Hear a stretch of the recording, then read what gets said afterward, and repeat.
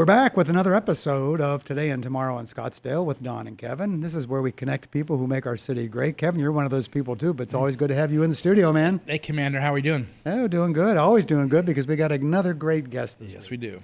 You know, we just line them up, man. I can't believe all the great people out there. We get to discover them week in and week out here on Today and Tomorrow in Scottsdale. And today, we're joined by Donna Tew of the SkillBridge program, which helps service members transition from military to civilian workforce, open to all service members within the last 180 days before their separation. And it works with HonorHealth to offer them civilian work experience. Donna Tew, you run that program, and I can't wait to hear more about it. I do. It's an exciting program, and I could fill more than 30 minutes talking about the program. So tell us about the program. But first tell us about you. Yeah. Because you're also an Air Force veteran, so you're a service member. And I love the story you just told me beforehand about how you came to be at the SkillBridge program through HonorHealth. So tell us that story. Yes. So I'm retired Air Force veteran, so I served for 24 years. I am a nurse by trade. So I was a civilian nurse for about 7 years. And when I was 27, I thought it sounded like a great idea to join the Air Force. So I joined the Air Force in 1999, worked in the ICU. I had ICU experience. And of course, after 9/11 happened, things like that, deployment started. So I did 4 deployments in my years. I got to work inpatient. I got to work AirVac, flight medicine during the wartime, education training. I got to be a chief nurse. I got to work at the Inspector General's office and do inspections.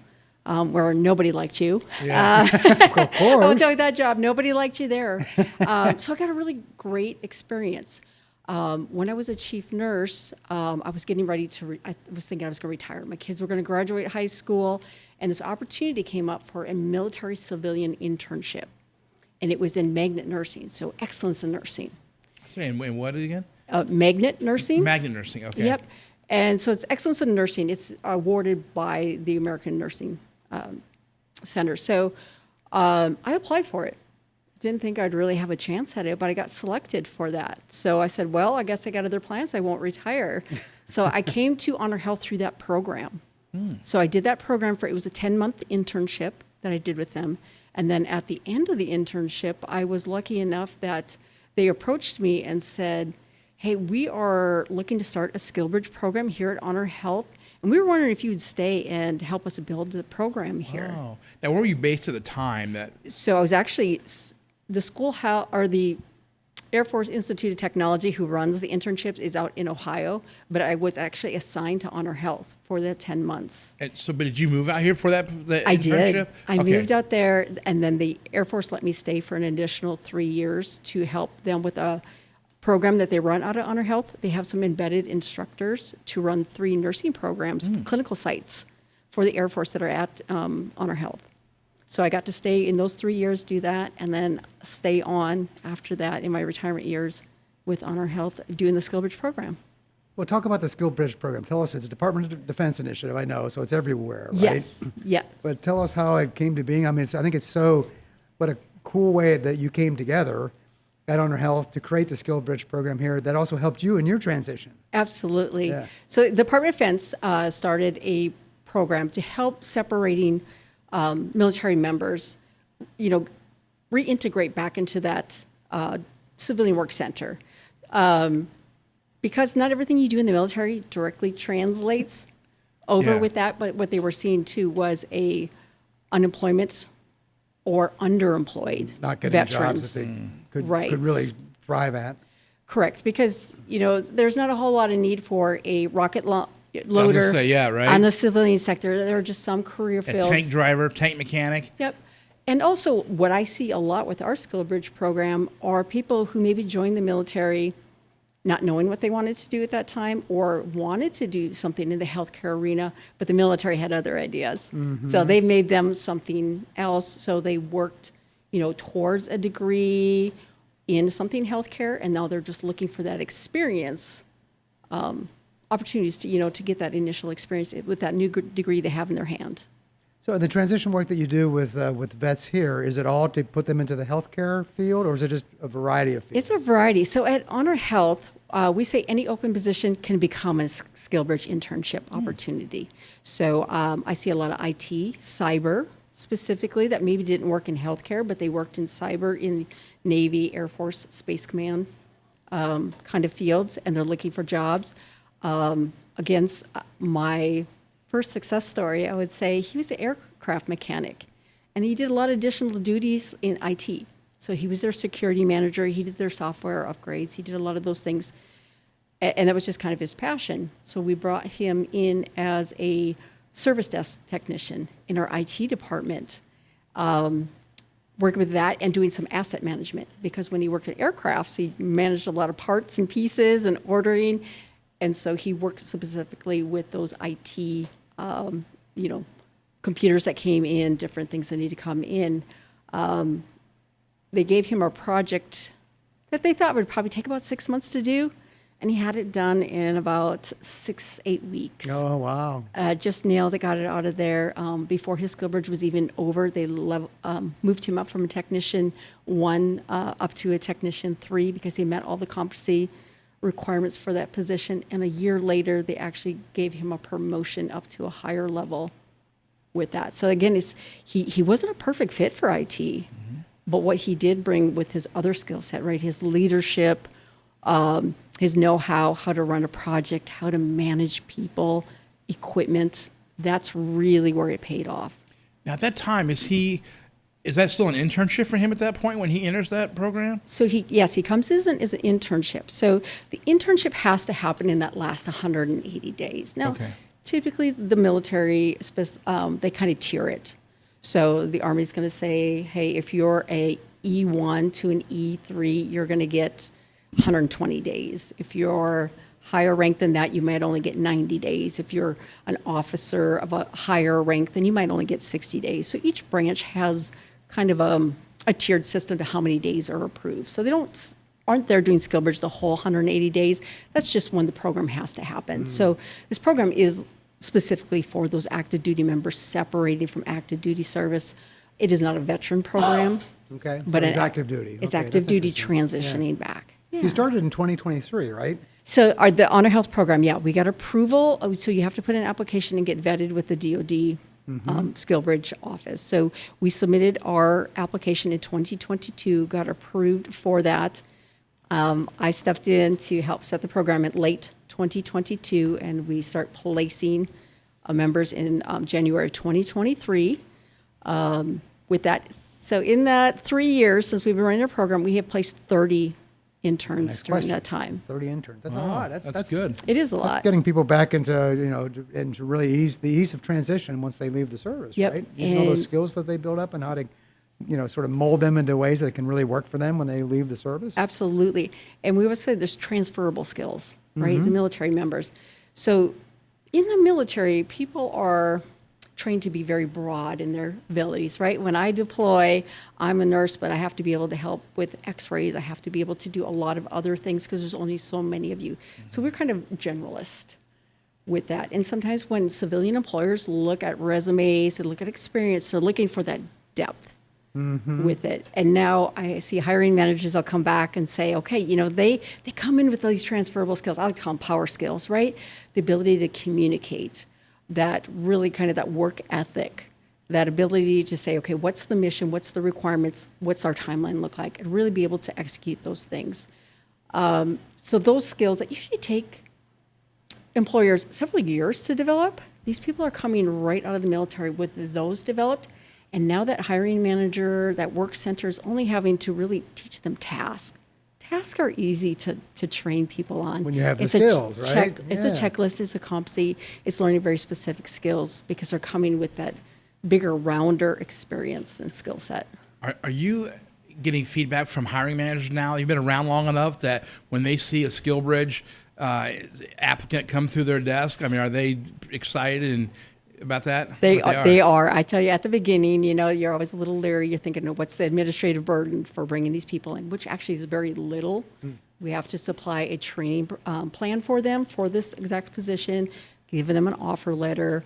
But that's it. There's not a lot of paperwork that the military requires for us to send back or anything like that. So it really is not an administrative burden. And the benefit of this program is these members are on active duty order still. So they're getting their military pay, they're getting their housing allowance, all of that. So these are unpaid internships. So that you cannot, it's not allowed for you to compensate them in any manner at all. So as an employer, this is a win-win situation for you. You're getting this great talent in, you're doing some training, you're doing some real work experience with them, but this is not coming out of your budget, your payroll budget. And so basically it's like getting your orientation for free. You're not having to pay for the orientation time as you do the training.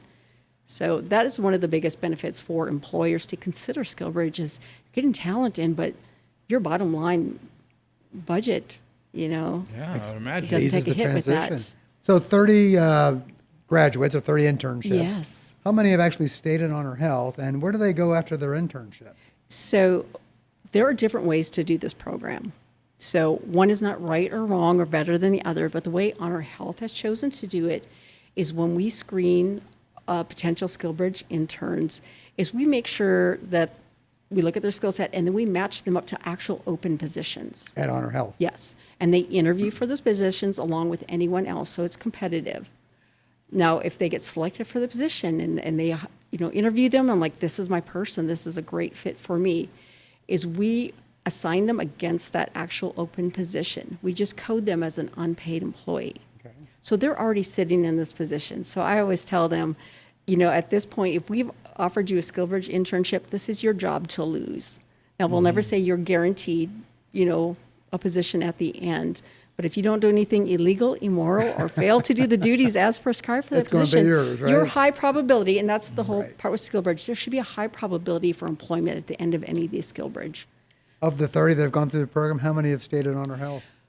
That's good. I don't know Just if I know the roughly, exact number. yeah. So we've had 100% offer rate from HonorHealth you to have? those members. That's great. Now we have some that don't take it for other, certain reasons. Sometimes there's family things that come up. You had I moved to had- Arizona and that kind of thing. Well, I right? did have a couple. Well, I had the wife of the couple, so she did her SkillBridge with HonorHealth. He did his SkillBridge with somewhere else. Well, they were not originally from here, and they came and did their SkillBridge during the summer, and it was the year that we hit the record highs of 110 plus. Yeah. And so at the end of SkillBridge, she's like, I love my job, but my husband hates it here, Oh, So, really? at the end, we had offered her the position. She took it initially, but they decided to move back to the Midwest for better. We've had another recent one. He was a medic in the military. You offered him a position. He accepted it. He was there less than 30 days. He got into med school. Well, we can't be mad at that. No, huh? We're super happy for him. fantastic. So so we have had 100% offer rate with our program, which is phenomenal. Was phenomenal. They asked for 80% offer rate, the Department of Defense. How many So- SkillBridge programs are there across the country? Oh, Are they in like every city or? they can be. Yeah. But you have to be vetted by the DOD. Now, healthcare is a little bit different monster, right? So SkillBridge they didn't have healthcare in mind when they built these. So And you changed the whole game, We're didn't a ya? little bit of a square peg going in a round hole. So things like there's some major organizations across Amazon, Lowe's, John Deere. They all have very robust, but a different set, right? If you're working for Verizon, they have store managers, so lots and lots of different positions. So how they place their people is a little bit different. They can bring them in groups, train them through their SkillBridge, and then put them at different. So we're a little bit different in healthcare. That's not exactly how we work, and we have lots of extra rules. And with that, but we've chosen HonorHealth to run our program the way we do because we really want to make sure that that high probability of full-time employment's there at the end. How'd you hook up with HonorHealth in the first place? So, yeah, I was here as an intern first through an Air Force program with them. I did my 10 months, and I thought I was going to end up in the cubicle somewhere in the D.C. area for my last 3 years before I retired. And then the Air Force was here. They had a big meeting here, and they were talking to HonorHealth about the different partnerships that they have with them. So they do train nurses, as a clinical site here. So we have Air Force instructors embedded at HonorHealth. So critical care, emergency department nurses, OB nurses, and brand new nurses coming into the Air Force for the first time. They can come here as one of the clinical sites. The brand new nurses spend 10 weeks here.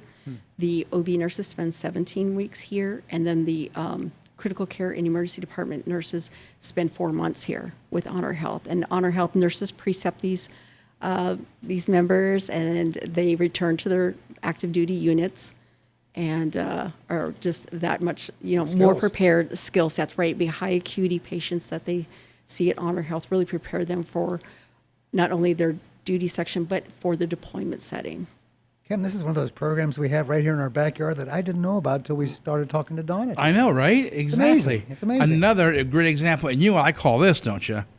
Win-win. Yeah, it is a win-win. If I've ever seen a win-win, this is it. This is perfect. Yes. Yeah. And the fact that it's been going on, and not that long, since 2023, but still, I mean, what a remarkable program. And to have that right in our community, I think is just one of the things that makes us special, right? Exactly. How competitive is it to get into the SkillBridge program when you're in the military? It is very competitive to bet. get in. So they need approval from their commanders and their duty sections to even apply for different positions. Again, any of the SkillBridge employers throughout the U.S., there's going to be a screening process, interviews with that. So not everyone gets selected.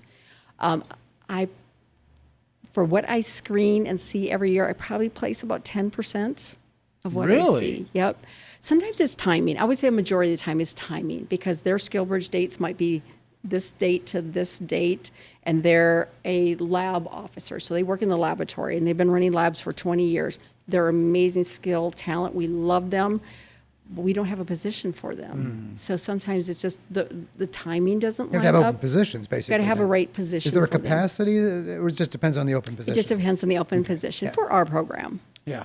So does the screening happen on your end or while the military's end? So it happens on our end. Okay. So they just get approval to be able to participate in the program, that they're allowed to let those people go for the 3 or 4 months, however long it's going to be due that they have. Because, military requirements will always trump anything else. So if they need, they can't allow someone to go because they don't have a backfill or a position to fill. They may not be able to participate in SkillBridge, but if they're approved to go, then we work with what their timeline is. That's fantastic.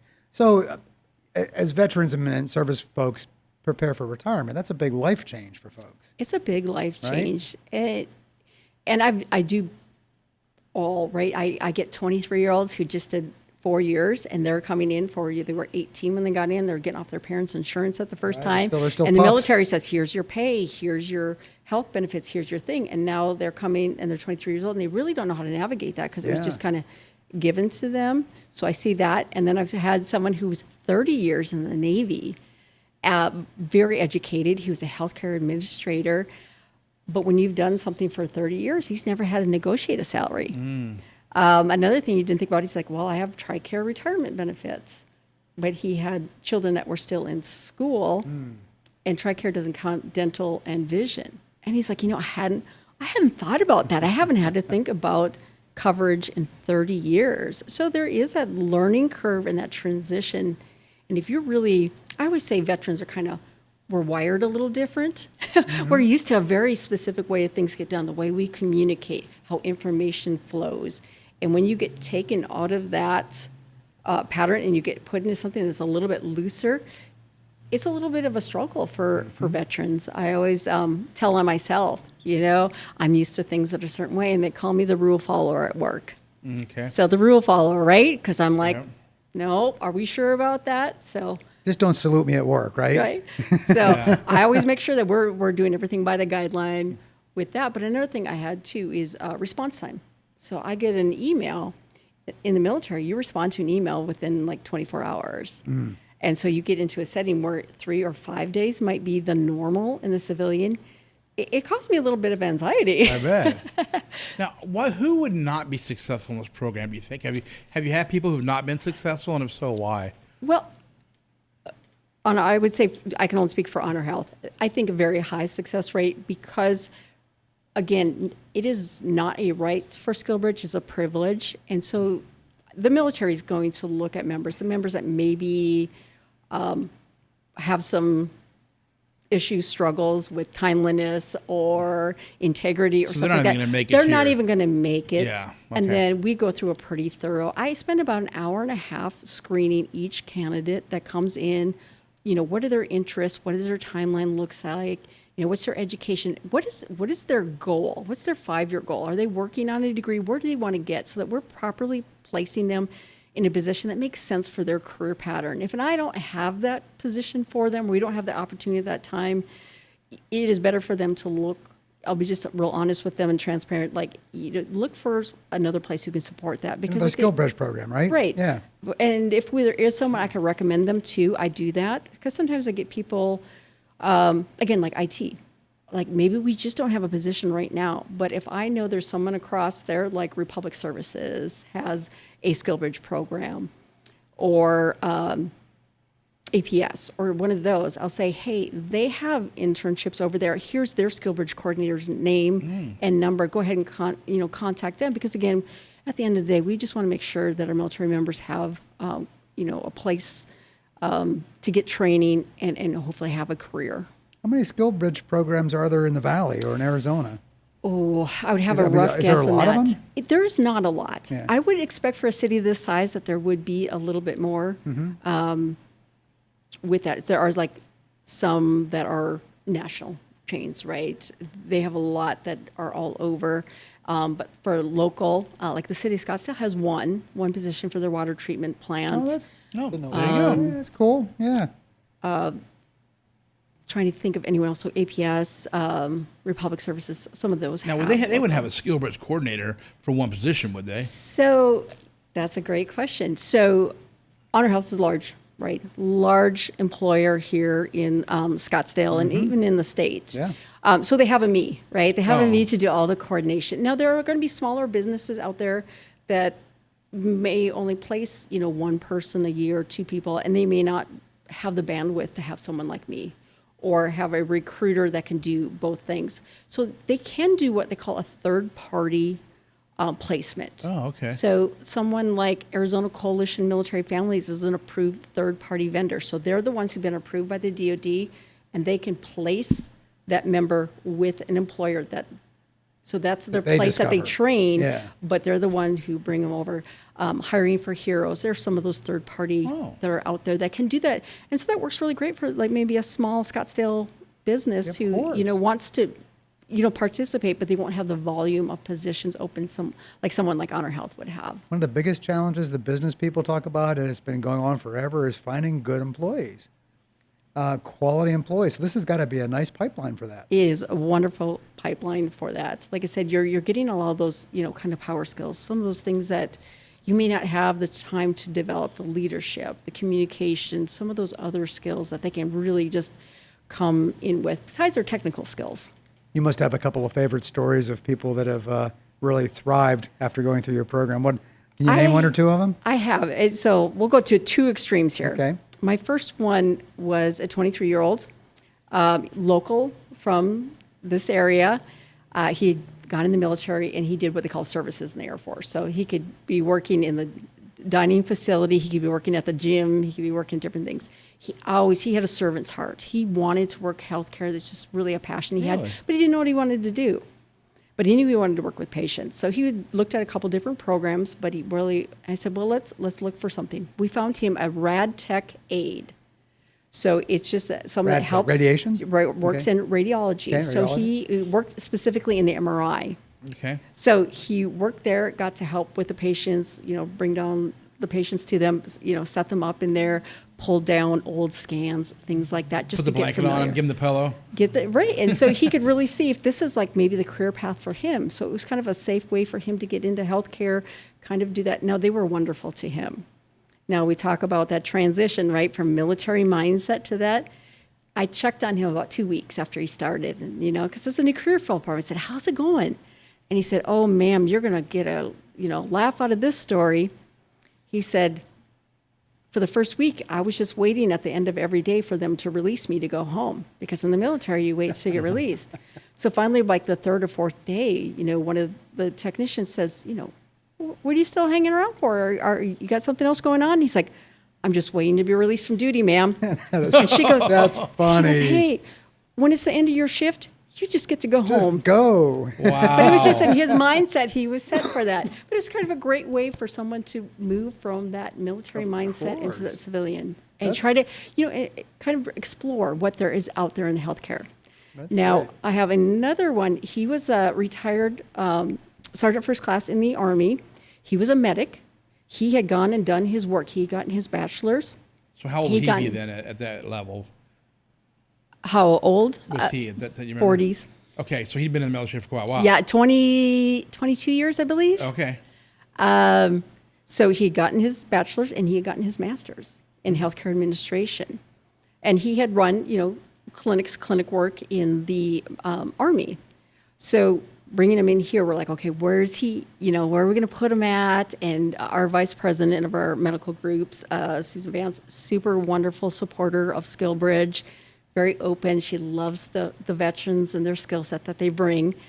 And I said, I got this guy. Do you have anything for him? I've talked to him. I really like him. I like his work ethic. With it, she looked at him. She said, let's look at, a program manager at our clinic. I think we can do that. And then she called me back a couple of weeks ago and says, you know what? I have this administrator role that's going to be above a couple of program managers. I think he's a good fit. We'd like to interview him for that position instead. So this member's goal was in 5 years was to become a director. He wanted to transition from that military healthcare to the civilian healthcare role, because they're similar but not the same. So they interviewed him and they offered him that position. So he was tickled, loved the job, started the job, did a great job. They loved him. A director role opened up before the end of his SkillBridge. They said, she called me, she said, we'd really like to interview him for the director position. So now, mind you, this was his 5-year plan. This was his dream job. Right. They interviewed him, he offered that. So in the matter of months, he went from an E7 in the Army to a director role at HonorHealth. Wow. Wow. And he's doing amazing. I hear comments all the time That's where, great. that he's just doing such a wonderful job. I work with him. He's very active with our veterans group that we have at HonorHealth. Sometimes you just get really great talent. And again, sometimes it's just all about the timing. How can the community support the program? I think business-wise, as other employers, it's just being aware that these programs are out there. You don't have to be a big HonorHealth to participate in this program. There are other avenues to do with that. I think just getting the word out so that military members know that this is a program that's out there.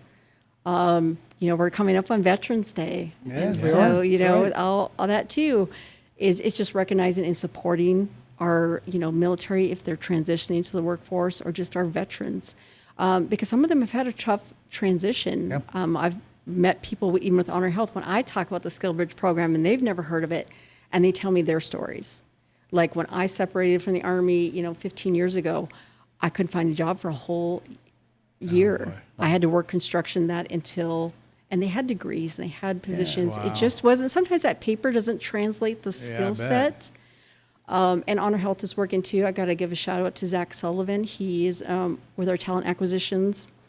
And he's really working hard with other healthcare. They have a healthcare collaborative through the Phoenix Chamber where they're all looking and saying, what can we do better and smarter with our job descriptions so that we recognize those military technical courses that they go through, those military, because sometimes they come to the civilian sector and they don't have those certificates Yeah. or those things to back them up. And he's like, what can we do to fast track them so They they have can the get skills. that? Yeah. Yeah. So that is something too on the veteran side of the house that they're really working with other healthcare systems and say, this isn't an HonorHealth problem. This is a healthcare system problem. What can we do to recognize their training, experience, and help them get the certificate so they can be successful on the outside?